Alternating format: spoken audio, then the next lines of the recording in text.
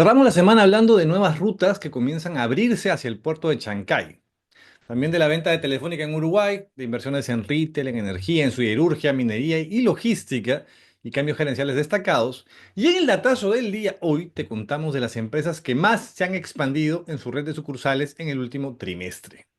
Muchos datos para ti el día de hoy en este tu único noticiero especializado en empresas y negocios en el Perú.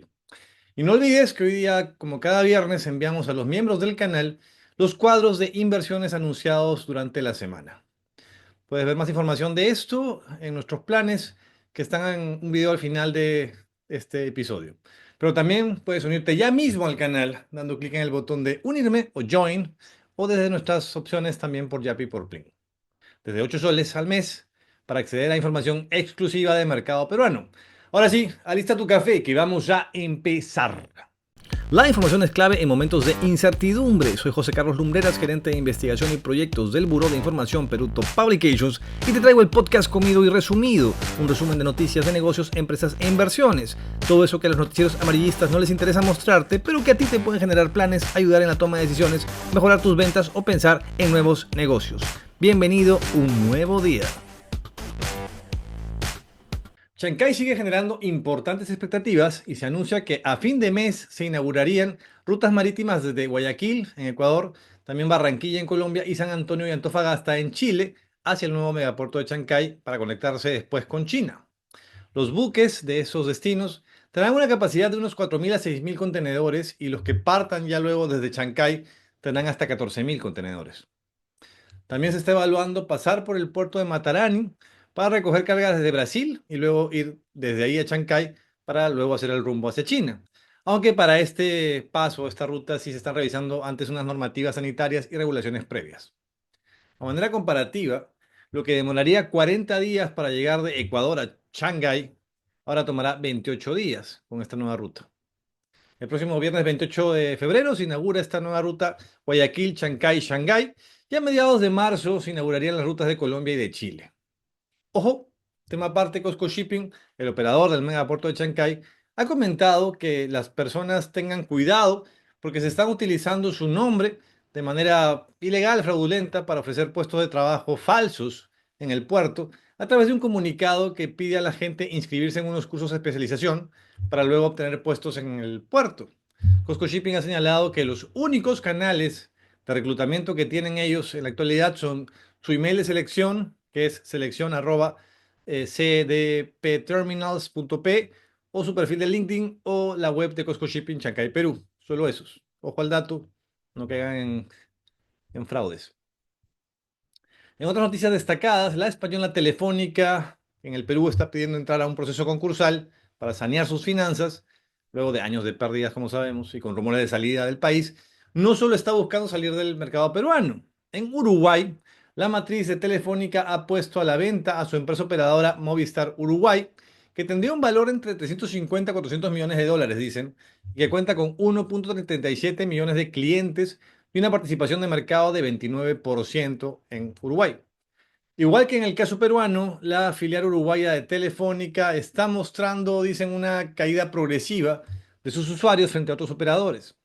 Los rumores señalan además que la filial uruguaya podría ser vendida en conjunto con la filial argentina de Telefónica y así hacer una oferta mucho más atractiva, digamos. Un interesado en esta posible compra sería, dicen, claro, del grupo Slim. Ahora, a diferencia de Movistar Perú, la sucursal de Uruguay no tiene grandes deudas con el fisco, la SUNAT como en nuestro caso, ¿no? Lo que haría más factible su venta en el corto plazo.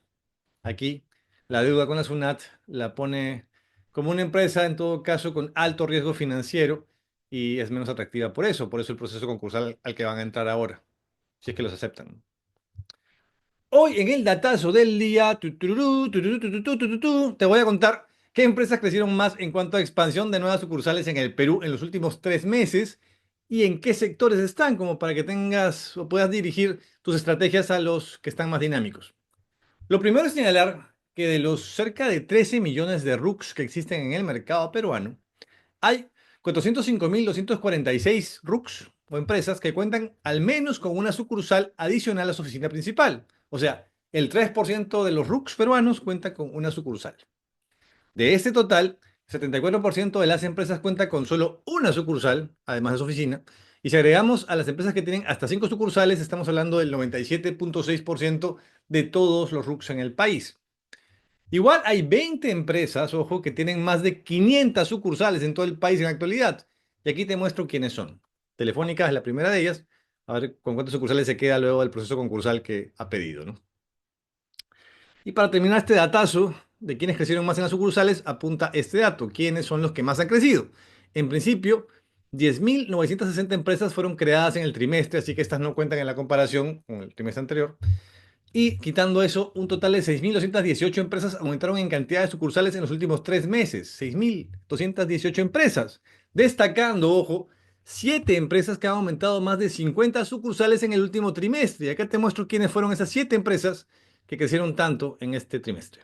Están Tienda Más, Liramaro Express, que vende útiles y libros escolares, GMO, Agiles Perú, que es la empresa de las tiendas de ahorro 3A del grupo AG, Ediciones Corefo, que también tiene útiles escolares, la constructora Flesan, Anclajes y las tiendas Tambo. En el caso de esta Flesan, probablemente tiene que ver con espacios comprados para proyectos que los incluyen como sucursales, ¿no? Espero que este datazo del día te pueda generar nuevas ideas de negocio o de investigaciones futuras que puedes hacer. No olvides, ojo, que si eres miembro VIP o Excelsior del canal, VIP o Excelsior, puedes escribirnos al WhatsApp del canal para compartirte la lista de las empresas que mencionamos en este datazo del día. Por si quieres armar tus estrategias con un poco más de detalle, ¿no? Únete al canal y accede a estas opciones, VIP o Excelsior. Si quieres recibir los enlaces a los videos y otros cuadros directamente en tu WhatsApp, puedes suscribirte a nuestras listas gratuitas de difusión. Basta con mandar el mensaje podcast al WhatsApp 949-376-201 y listo. Una forma más de ser el primero en estar informado de lo que pasa con las empresas en el Perú y América Latina.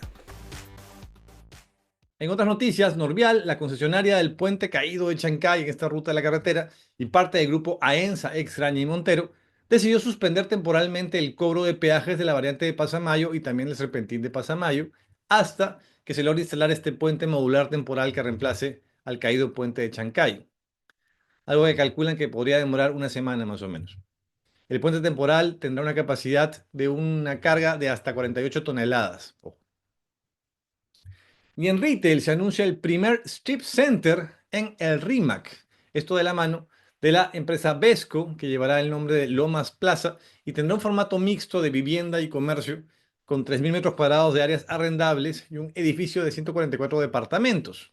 La construcción terminará a fin de este año y esperan inaugurarlo en el segundo trimestre del 2026, habiendo ya colocado el 70 a 80% de los locatarios comerciales para fines de este año. La inversión destinada a esto es de 30 millones de soles para el Strip Center y de 50 millones para el edificio de departamentos que será vendido también dentro del programa Mi Vivienda. Ojo. La empresa además está trabajando un proyecto de casas unifamiliares ubicado en Piura con el programa de techo propio que van a empezar a construir en el 2026 también.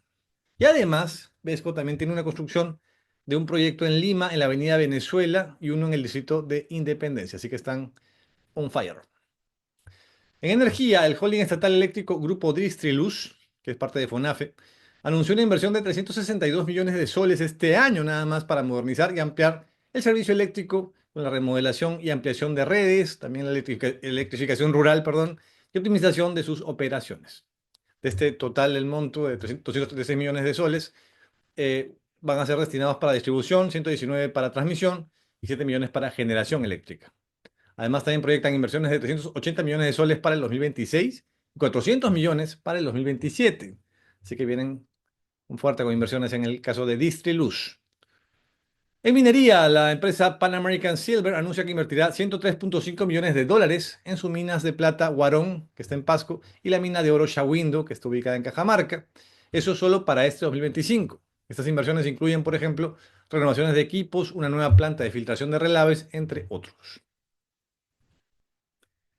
Y en el mercado siderúrgico, que no lo tocamos mucho, la empresa Aceros Arequipa está anunciando su plan de inversiones para este año de 50 millones de dólares. Esto incluye 8 millones para un proyecto que tienen en Estados Unidos para modernizar una planta de procesamiento de chatarra que está ubicada en la Florida. El resto será para proyectos en el Perú, por ejemplo, para la automatización de procesos y también la mejora operativa de la empresa. En logística, el Parque Industrial Macrópolis, que está ubicado en Lurín y pertenece al Grupo Centenario, invertirá 15 millones de soles este año para la ampliación de infraestructura en tres fases. La primera fase, de 5 millones de soles, ya se está ejecutando ahora e implica una nueva manzana en el parque de 6 lotes que suman en total 45.000 metros cuadrados, mientras que la fase 2 y la fase 3 se llevará a cabo en el segundo y tercer trimestre de este año. Todo ello para la ampliación de este centro logístico. Cerramos con un dato de cambios gerenciales publicados en los últimos días, incluyendo el ingreso de Eric Jürgensen a la gerencia general del canal de televisión Latina desde el 1 de marzo, ahorita nomás.